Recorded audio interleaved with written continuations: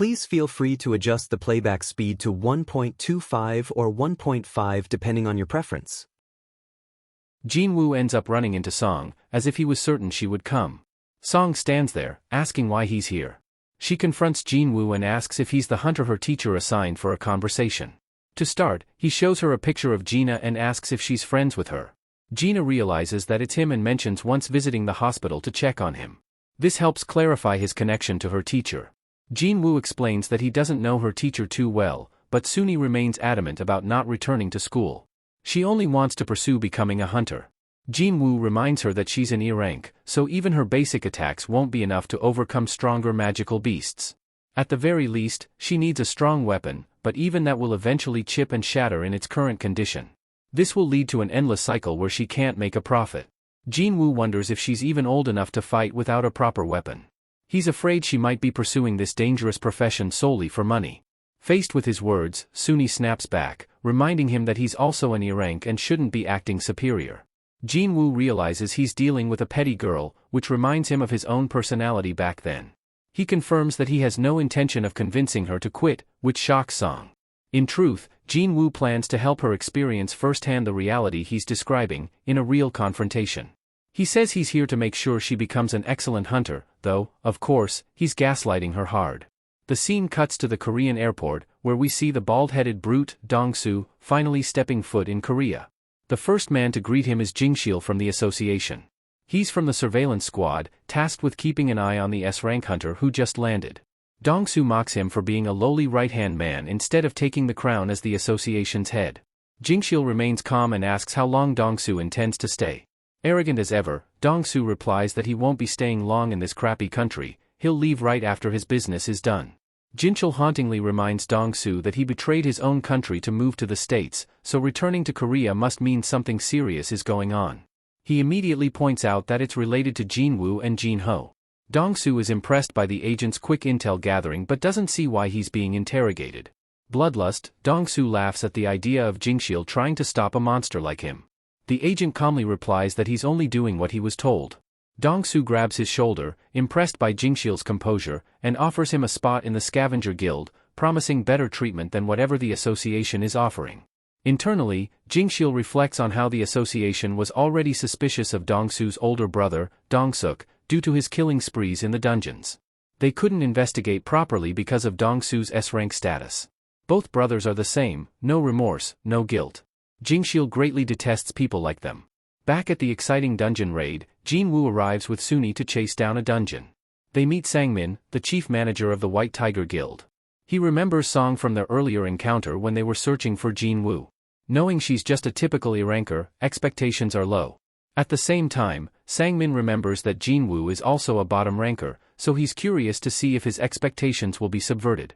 As it turns out, Jin-Woo made a late call requesting a meeting in the training grounds for new hunters. Special arrangements were made just for him. Sang-min sees this as the perfect chance to show off the guild's excellent training system. The other hunters are already informed about the training session, which takes place in a known hotspot for gate appearances. About 80% of the neighborhood is already empty due to threats, and a C-rank gate has opened nearby. That will be their main setting. One of the hunters is dying to go inside. He's the type to wear level 100 armor but has zero skill to back it up. Jin-Woo doesn't even recognize the guy. Sang-min says he's actually one of their A-rankers and thinks the raid will be child's play because of Jin-Woo's rank. The tank-class warrior's name is Kimcho. The squad's formation includes 1 A-ranker, 7 B-rankers, and 4 C-rankers. Sang-min admits that bringing such high-level hunters for a C-rank raid is overkill, but since they're new guild members, it's worth the risk for experience. Still, Jin-Woo wonders if the dungeon will be too easy. He hopes that once Suni sees how much she's lagging behind, she'll finally understand how weak she is as an E-ranker. Before entering, Jin-Woo is told to stay back and not take part in the main fight. They don't want him clearing the dungeon alone and ruining the training. Song is excited to go in. She takes a deep breath before stepping through. Everything seems normal at first, until Jin-Woo senses something strange halfway through. The gate reacts violently with red crackling electricity, shocking Sang-min. The structure of the gate shouldn't behave like this. Jin-Woo immediately senses danger and yells that they need to escape. The gate begins to close just as he shouts his final request to contact the strike squad. Jin-Woo is sucked inside, leaving the chief manager stunned and unsure what to do next. Realizing the severity of the situation, Sang-min attempts to contact the guildmaster. The mention of a red gate shocks Baek Yunho, who can't believe an anomaly formed from a basic C-rank gate. The situation is spiraling out of control. As an S-rank hunter, Yunho decides he must investigate personally. Meanwhile, Dong-soo is in a pristine Mercedes, even complimenting the ride. He's annoyed that Jingxiel is driving so slowly, even though they're going nearly 100 kilometers per hour, it's nothing compared to Dong-soo's running speed. Dong-soo asks about his brother's funeral. The agent explains they couldn't recover the body and asks if he'd like a mortuary service. Dong-soo doesn't care. He just wants to clean up the garbage his brother left behind. He orders Jingxiel to locate the nearest dungeon so he can find those pathetic hunters himself. The agent questions how he'll find them with so many dungeons popping up across Korea. Dong-soo isn't worried, their tech has already pinpointed Jin-Woo's location. He reminds the agent that whatever happens inside the dungeon is his business. Normal laws don't apply in there. And this time, he very much intends to bury the two of them inside.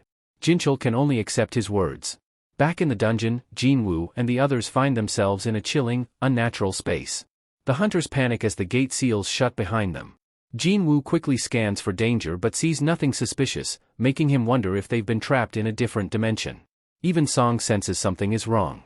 Suddenly, two sharp projectiles shoot toward them. Jin-Woo catches one icicle arrow just inches from Song's face. The second pierces a hunter's skull, killing him instantly.